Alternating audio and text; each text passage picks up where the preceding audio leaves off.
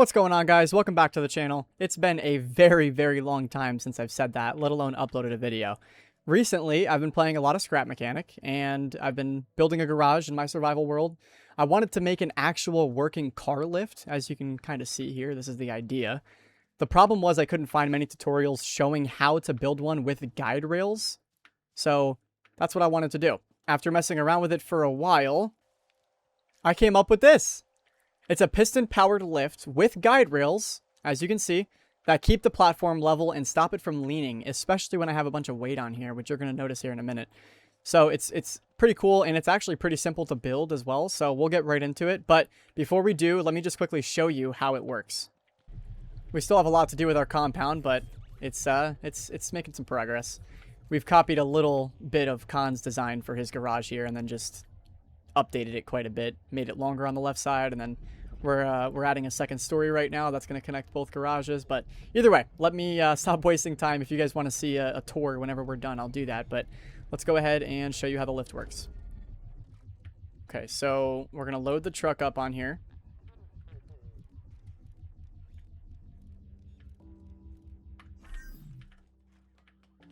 And now we're going to hit the lift. Oops. Hit the lift. We're right under the truck here.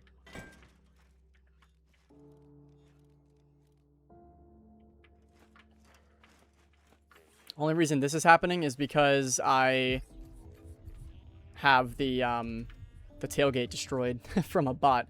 So typically it'll be fine because I'd have a wall right here with these blocks here. So this would cause like a complete wall and it would block out. But right now it's getting stuck because these two pieces are going around the railing and then these walls are going up in here. But don't worry about that. If I had a flat back like I normally do, but the bots destroyed the back, then you would be able to do that. So yeah, with the tailgate, this would be fine, but I don't have it right now.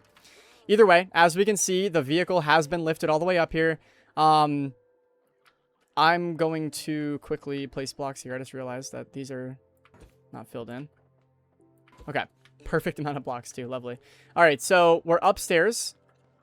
I've been building some areas to, park vehicles up here, and I'm building because this is another garage over here. So let me open it up. So I'm going to somehow make like a staircase to go up, or maybe even just make a small lift in this bay or something like that. These right here are just fake lifts, just for decoration, but I might make a real lift and then have it send it up for like ATVs and things like that. And then when I'm up there,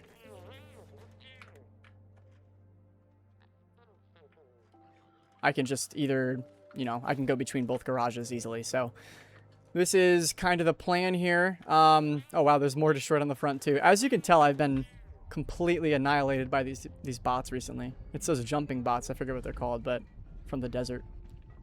But yeah, so this is how you do it. I'm gonna stop wasting time. Let's get right into the build. All right, we are back in creative, but I made a big mistake and built this whole thing, did the whole video, and then had to delete it. So we're gonna restart here. What you got to do first things first is create the legs. So we're gonna do block, piston, block. Very simple. So your piston's facing up right now. And then you're going to break this lift. It's going to fall over. If it doesn't fall over, just push it over. And then you're going to put a piston on the bottom of where it was. Bottom of where this piston is facing. So piston shooting up is the top. And then the bottom piston is going to be facing down. So we're going to weld this onto the plate. But before we do that, we're going to get the other three legs. So go ahead and do the other three legs now.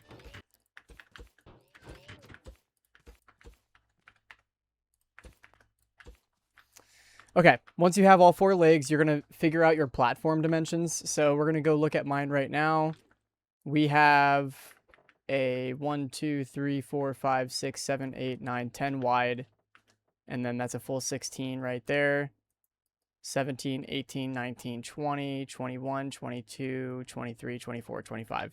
So we have a 10 by 25. So we're going to put this on a lift, first of all. And we're going to do... Well, let's bring this all the way out.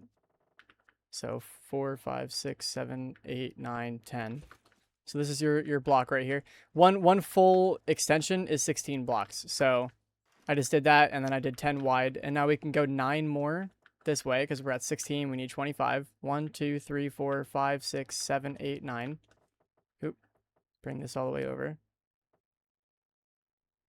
1, 2, 3, 4, 5, 6, 7, 8.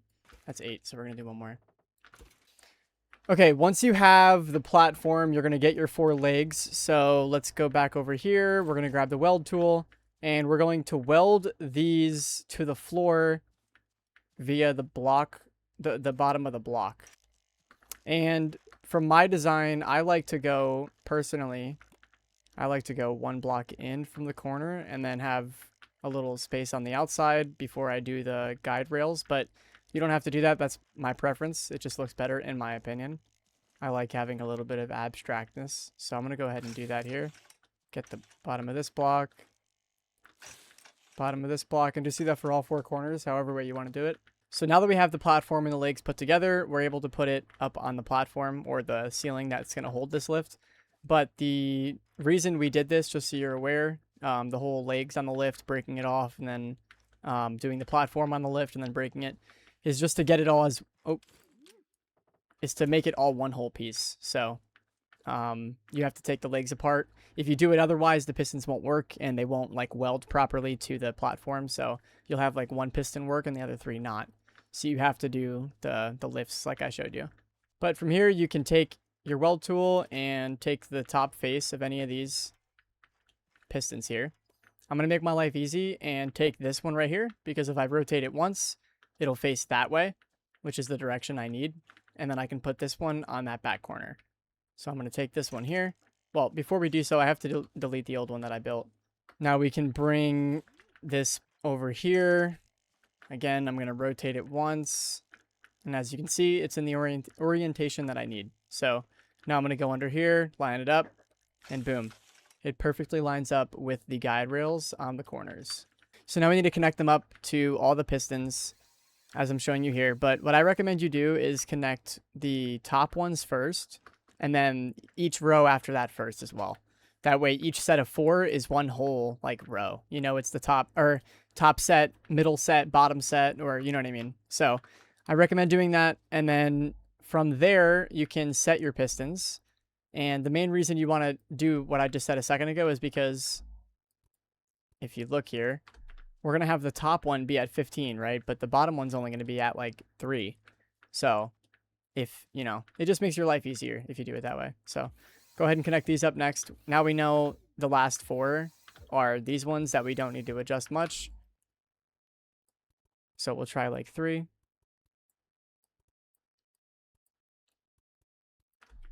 Yeah, that looks good.